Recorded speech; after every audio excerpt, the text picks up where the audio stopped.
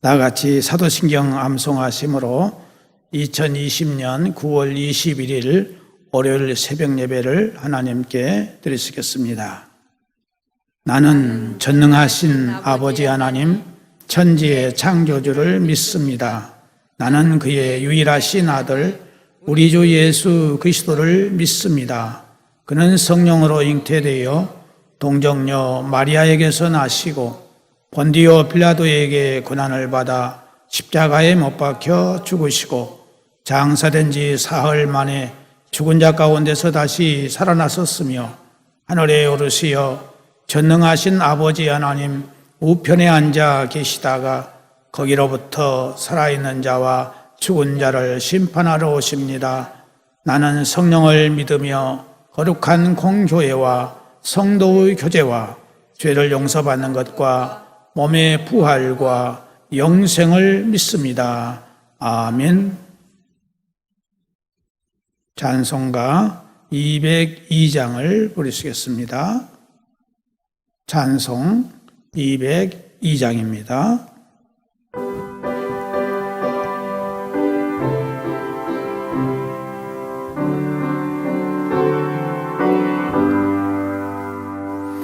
하나님 아버지 주신 책은 귀하고 중하신 말씀일세.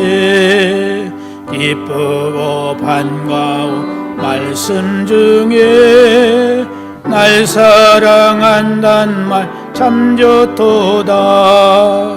주께서 나를 사랑하니 즐겁고도 즐겁도다. 주께서 나를 사랑하니 나는 참 기쁘다. 그 속에 은혜를 저버리고 어긋난 딴 길 가다가도 예수의 사랑 생각하며 곧 다시 예수께 돌아오리. 주께서 나를 사랑하니 즐겁고도 즐겁도다.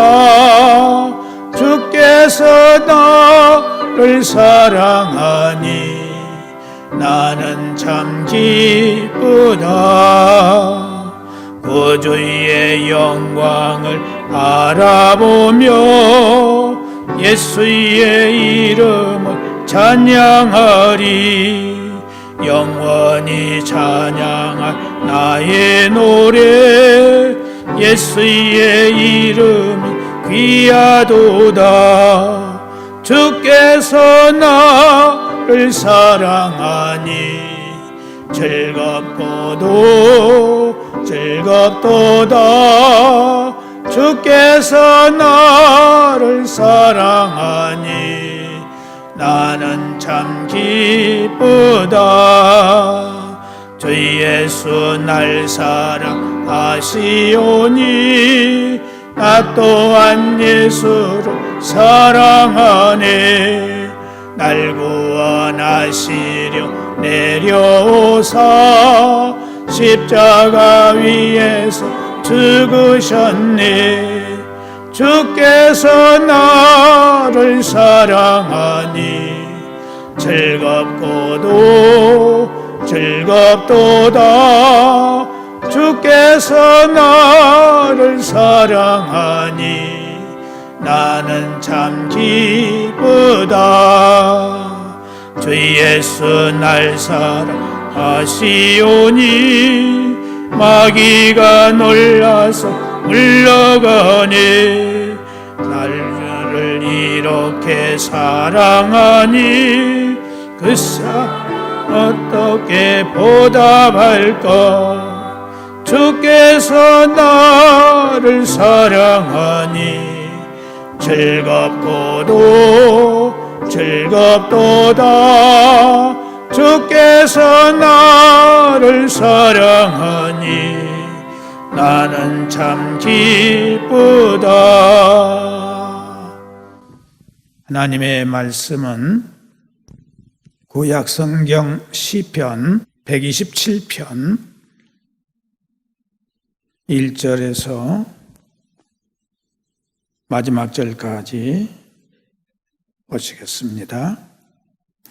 시편 127편 1절에서 5절까지 다 같이 한 목소리로 함께 봉독하시겠습니다. 시작. 여호와께서 집을 세우지 아니하시면 세우는 자의 수고가 헛되며 여호와께서 성을 지키지 아니하시면 파수꾼의 깨어있음이 헛되도다. 너희가 일찍이 일어나고 늦게 누우며 수고의 떡을 먹음이 헛되도다. 그러므로 여호와께서 그의 사랑하시는 자에게는 잠을 주시는도다. 보라, 자식들은 여호와의 기업이요 태의 열매는 그의 상급이로다. 젊은 자의 자식은 장사의 수종의 화살 같더니 이것이 그의 화살통에 가득한 자는 복되도다. 그들이 성원에서 그들의 원수와談판할 때에 수치를 당하지 아니하리로다. 아멘.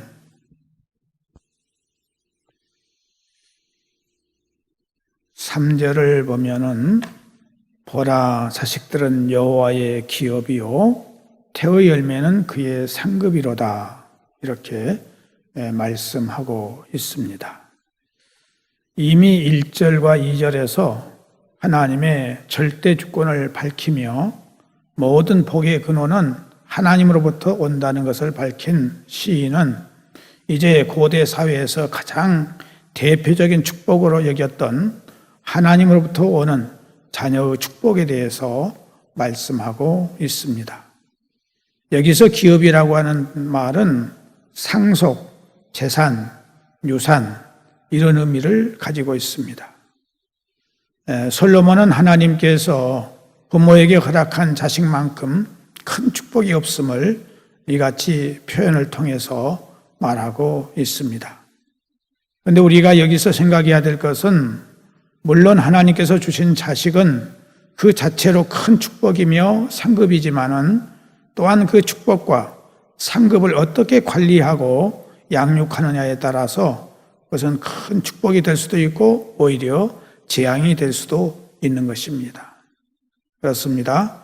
우리는 부모된 자로서 하나님께서 주신 자녀들을 하나님 말씀 안에서 올바로 가르쳐 그들을 세상에서 영향력이 있고 가치 있는 존재로 양육해야 할 책임이 있음을 인식해야 합니다.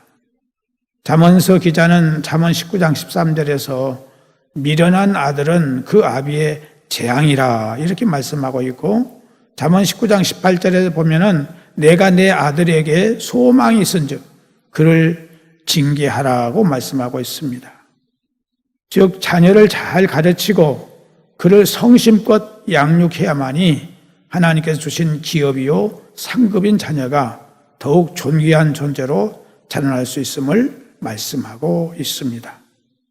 그렇다면 과연 하나님께서 우리에게 주신 가장 가치 있는 축복의 기업을 어떤 자세로 대해야 할까요? 그들에게 얼마나 우리는 성심을 다해 가르치고 있으며 그들이 올바른 삶을 가도록 얼마나 노력하고 있는가요? 올바른 믿음의 유산을 전하고자 그들을 참 신앙을 가진 성도로 자라게 하고자 어떤 믿음의 본을 보이고 있으며 얼마나 기도하고 있는가요? 어떤 어머니가 교육자에게 우리 아이가 이제 5살 되었습니다. 과연 자녀 교육은 언제부터 시작해야 됩니까? 라고 물었을 때에 그런 이렇게 대답을 했다고 합니다. 서두르십시오. 5년이나 늦었습니다. 라고 이렇게 대답을 했다고 합니다.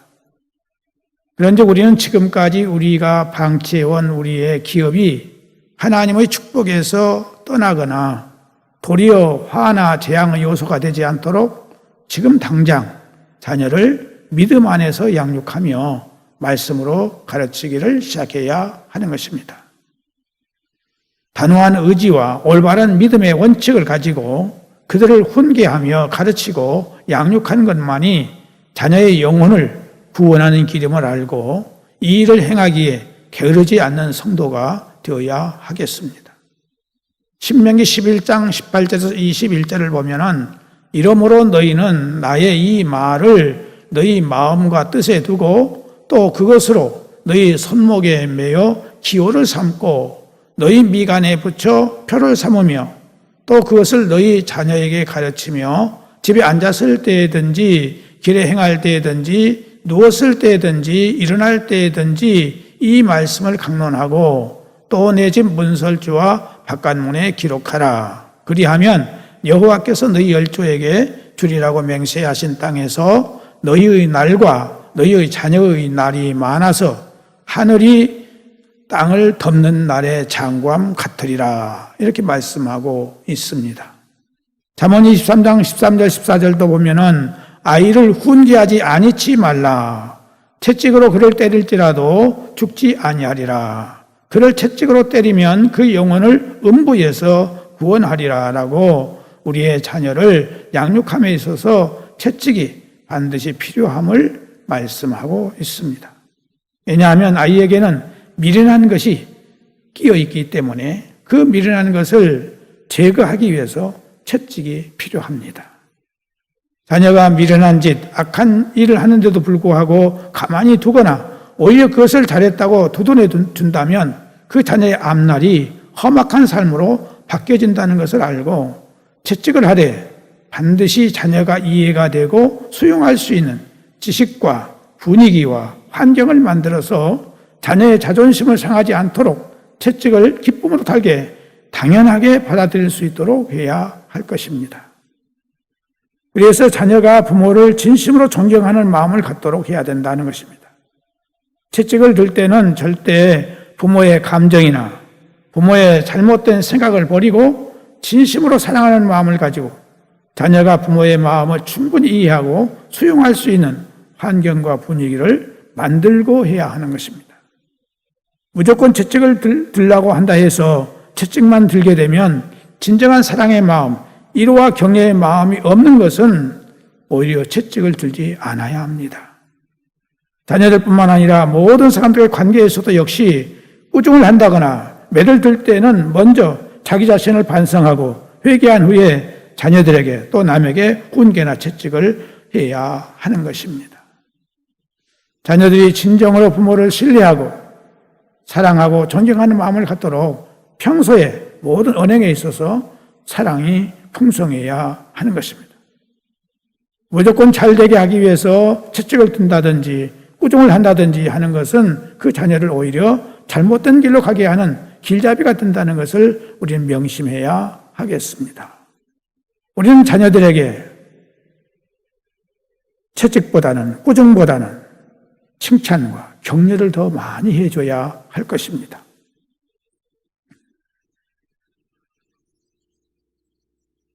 나이가 많으신 어르신들을 가르치는 학교가 있습니다.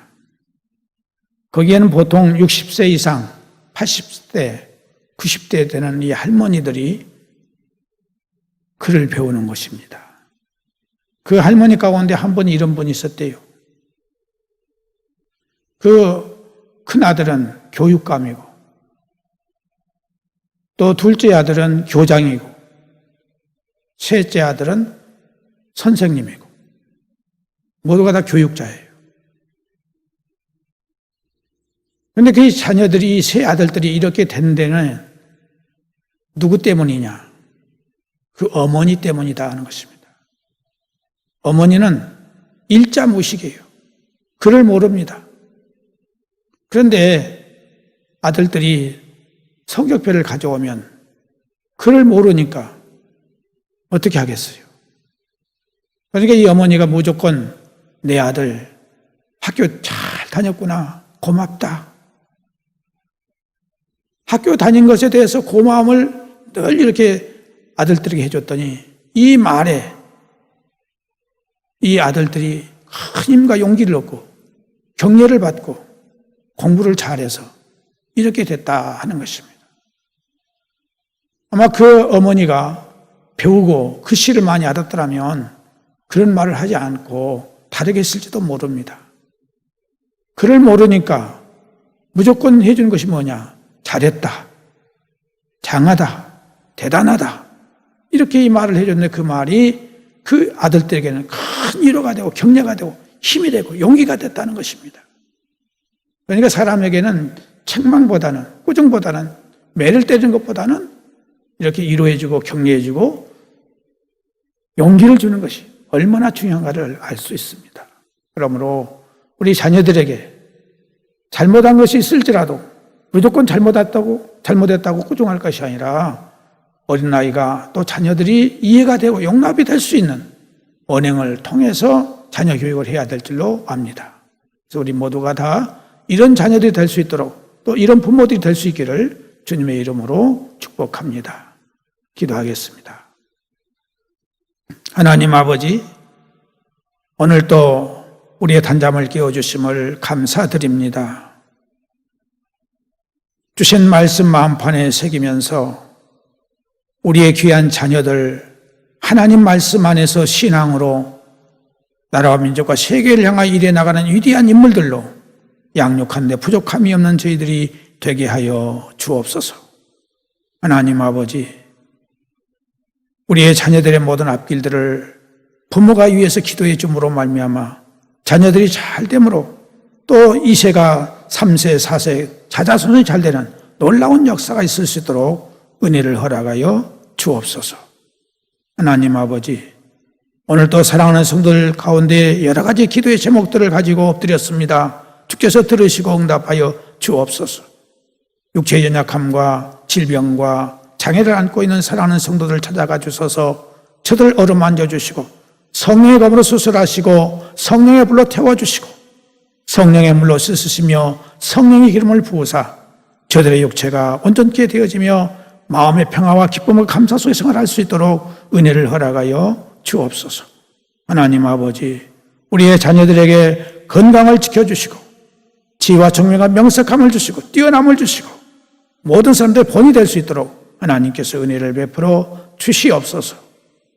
또한 아버지 하나님, 잉태를 원하는 가정 위에 잉태의 은총을 주시며 또 잉태한 가정들 정상적인 발육과 함께 순산할 수 있게 하시고 갓 태어난 어린 생명들 하나님 은혜 가운데 강건하게 아름답게 선할 수 있도록 은혜를 허락해 주시기를 원하옵고, 성장하고 배움의 과정에 있는 우리 학생들에게 하나님께서 은혜 위에 은혜를 주시기를 원합니다.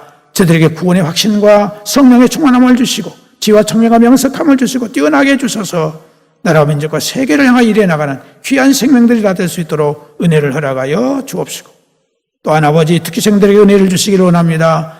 저들에게 믿음을 주시고 건강을 주시고 재능을 주셔서 하나님의 영광을 나타낼 수 있도록 인도해 주시기를 원합니다. 하나님 아버지, 특별히 우리 김길모 사랑하는 아들을 기억하시고 굽어 살펴서 이제 그가 앞길을 하나님께 영광 돌리시는 아름다운 길로 인도해 주시기를 바라옵고 원하오며, 자비하신 아버지 하나님, 사랑하는 성도들 어느 곳에 무엇을 하든지 늘 눈동자가 지켜주시고 특별히 객지에 나가 있는 우리의 가족들 항상 좋은 소식 오갈 수 있도록 인도하여 주옵소서.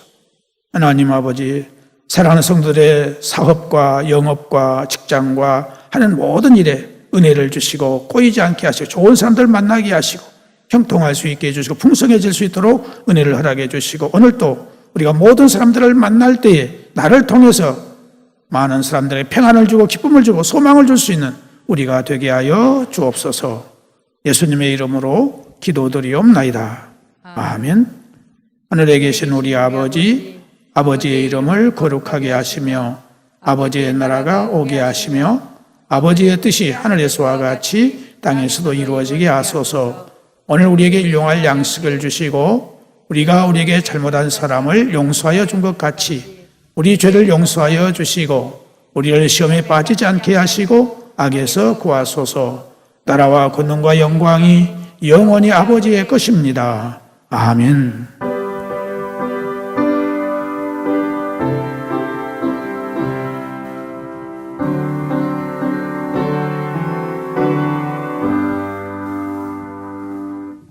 이상으로 새벽 예배를 마칩니다.